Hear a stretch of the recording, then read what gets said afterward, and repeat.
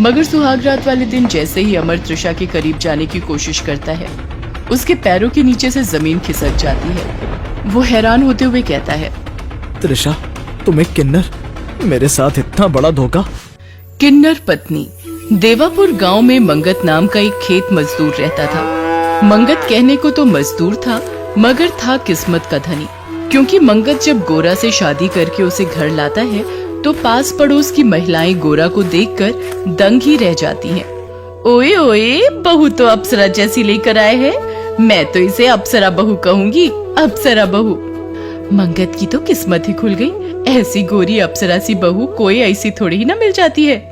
मंगत गोरा के साथ मिलकर अपनी गृहस्थी की गाड़ी खींचना शुरू कर देता है और कुछ समय बाद गोरा गर्भवती हो जाती है। गोरा, मुझे तो बेटी ही चाहिए, और वो भी तुम्हारी जैसी सुंदर और सुशील।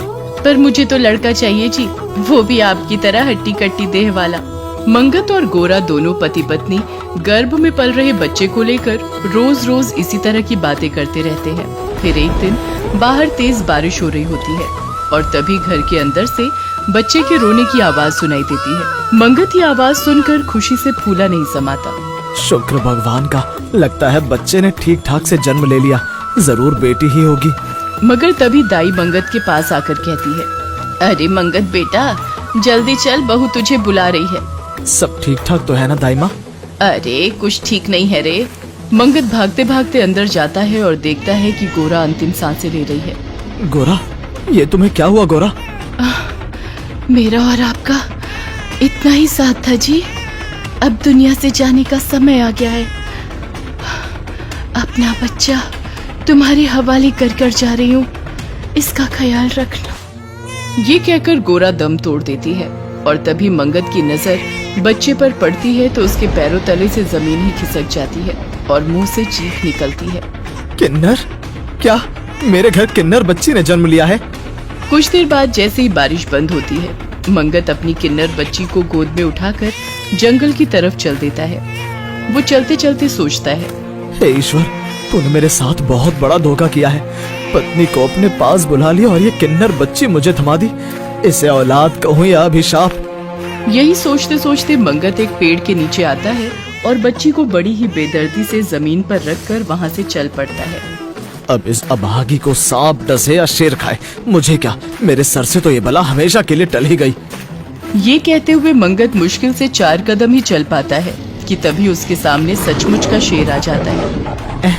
ये क्या, यहाँ सचमुच का शेर आ गया? अब क्या होगा? भागकर पेड़ पर चढ़ जाता हूँ, शायद बच जाऊं। ये कहकर मंगत पेड़ पर चढ़ जाता है और तभी उसके पीछे पीछे शेर भी उसी पेड़ के नीचे आ जाता है। शेर किन्नर बच्ची को देखकर वापस लौट जाता है और तभी बच्ची से कुछ ही दूरी पर बिल से एक नाग निकल कर आता है। नाग बच्ची की तरफ फन उठाकर देखता है। नाग को ये करते देखकर मंगत सोचता है, कमबख्त अभागी कहीं की, शेर से तो बच गई, मगर देखना ये नाग इसे जरूर डस लेगा। मगर कुदरत का कुछ ऐसा करिश्मा होता है कि नाग भी उसे बिना डसे ही लौट जाता है। ये दृश्य देखकर मंगत सोचने लगता है, इसे ना तो शेर ने खाया और ना ही नाग ने डसा। मुझे तो ये कोई असाधारण बच्ची लगती है। जब ईश्वर ही इसे जिंदगी देने पर तुला है तो मैं इसे मौत देने वाला कौन होता हूँ? यही विचार करके मंगत अपनी किन्नर बच्ची को उठाकर एक दूसरे गांव में चला आता है और उसे लेकर उसी गांव में बस जाता है। वो बच्ची का नाम त्रिशा रखता है। त्रिशा के लिए उसकी माँ और बाप दोनों वही बन जाता है। फिर त्रिशा धीरे धीरे बड़ी होने लगती है। एक दिन त्रिशा स्कूल से वापस घर आ रही होती है तो रास्ते में कुछ किन्नरों को नाच गा कर पैसे मांगते देखती है। दे दे, अरे दे 10-20 रुपए दे तो बाबू। अरे जल्दी दे दे मोरे राजा, हंस देगा तो बचेगा, वरना अगले जन्म में तू हमारे जैसा बनेगा। त्रिशा किन्नरों का ये रूप देखकर विचलित हो जाती है और मन ही मन खुद को उनकी जगह रखकर देखने लगती है। ये कल्पना करते ही वो बहुत घबरा जाती है और एकाएक चीख उठती है, नहीं, मैं किन्नर बनकर नहीं जी सकती। ऐसी जिंदगी से तो अच्छा मैं मर ही जाऊंगी। फिर उस दिन के बाद त्रिशा खुद की हद से ज्यादा चिंता करने लगती है और मन ही मन संकल्प करती है, आज के बाद इतना अधिक कठोर परिश्रम करूंगी कि एक दिन बड़ी डॉक्टर बन सकूं और खुद पर आत्मनिर्भर होकर जी सकूं। अगर ऐसा हुआ तो शायद मेरे किन्नर होने का राज ही बना रह सके। यही सोचकर त्रिशा दिन रात मेहनत करती है और सबसे बचकर रहने की कोशिश करते हुए आगे बढ़ने लगती है। इस तरह 20 साल बीत जाते हैं और सचमुच ही वो एक डॉक्टर बन जाती है। बापू, मैं अस्पताल जा रही हूँ। हाँ हाँ जा बिटिया। सुन, शाम को जल्दी लौट आना। भूल मत जाना कि तुमने मुझे सिनेमा दिखाने का वादा किया है। ठीक है बापू। एक दिन त्रिशा के अस्पताल में एक एक्सीडेंट केस आता है। माँ जी, आप घबराइए मत, आपको जरा सी चोट आई है, आप बहुत जल्दी ठीक हो जाएगी। डॉक्टर, मेरे बेटे अमर को बुला दीजिए, मेरा जी घबरा रहा है। आप प्लीज थोड़ी हिम्मत रखिए, हम आपके बेटे को बुला देते हैं। उमा के एक्सीडेंट का समाचार मिलते ही अमर तुरंत अस्पताल आता है और त्रिशा से कहता है, डॉक्टर, मेरी माँ ठीक तो है ना? आपकी माँ बिल्कुल ठीक है अमर बाबू, आप अपनी माँ से मिल सकते हैं। उमा देवी एक अमीर महिला थी और अमर उसका इकलौता बेटा था। अमर को डॉक्टर त्रिशा का रंग रूप और सेवा भाव इतना अधिक पसंद आता है कि वो मनी मन त्रिशा को अपनी पत्नी बनाने की सोचने लगता है। अप्सरा जैसा रंग रूप और देवी स्वरूप सेवा भाव, त्रिशा लाखों में एक है। यही सोचकर अमर इस बारे में उमा से बात करता है और उन्हें साफ स्पष्ट शब्दों में कहता है, माँ, अब तो मेरे जीवन में या तो त्रिशा आएगी या फिर मैं जीवन भर कुंवारा ही रहूंगा। क्यों बेटा, क्या तुझे ये डॉक्टर इतनी पसंद है? क्यों माँ, क्या त्रिशा तुम्हें पसंद नहीं है? त्रिशा तो मुझे भी बहुत पसंद है बेटा, इसके देवी जैसे रूप और अनूठे सेवा भाव ने तो मुझे भी मोह लिया है। एक दिन मौका देखकर उमा त्रिशा से इस बारे में बात करती है, मगर शादी का नाम लेते ही त्रिशा बहुत घबरा जाती है और उमा से कहती है, नहीं माँ जी, मैं शादी नहीं कर सकती, प्लीज माफ कर दीजिए। चुप कर, अगर तेरी माँ जिंदा होती तो अब तक तेरी शादी हो चुकी होती। अब मैं तेरी एक नहीं सुनूंगी, आज ही तेरे पिता से मिलकर तेरी और अपने अमर की शादी की बात करती हूँ।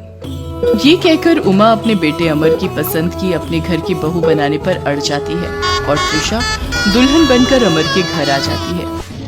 मगर सुहाग रात वाले दिन जैसे ही अमर त्रिशा के करीब जाने की कोशिश करता है, उसके पैरों के नीचे से जमीन खिसक जाती है। वो हैरान होते हुए कहता है, त्रिशा, तुम एक किन्नर, मेरे साथ इतना बड़ा धोखा। ये सुनकर त्रिशा रोने लगती है और रोते हुए कहती है, अमर, मैं इसीलिए तो तुमसे शादी करने के लिए मना कर रही थी, पर तुमने मेरी सुनी ही कहा। अब क्या होगा त्रिशा, मैं तो बीच मझधार में लटक गया हूँ। अब भी कुछ नहीं बिगड़ा अमर, तुम मुझसे तलाक लेकर दूसरी शादी कर लेना, पर मेरे किन्नर होने की बात किसी को मत बताना, प्लीज। ये कहकर त्रिशा रोने लगती है और अमर से उसका रोना सहन नहीं होता। वो त्रिशा से कहता है, त्रिशा, गलती मेरी है, मैंने तेरे मना करने पर भी तुझसे शादी की, अब इस गलती को मुझे ही सुधारना होगा। अब क्या करोगे अमर? तुमको हमेशा अपनी पत्नी बनाकर रखूंगा त्रिशा, और कभी किसी को भनक तक नहीं लगने दूंगा कि मेरी पत्नी एक किन्नर है। ये सुनकर त्रिशा को अमर में ईश्वर दिखने लगता है और वो उसके चरण छूकर कहती है, अमर, आज पता चला कि दुनिया में पति को परमेश्वर का दर्जा क्यों दिया जाता है।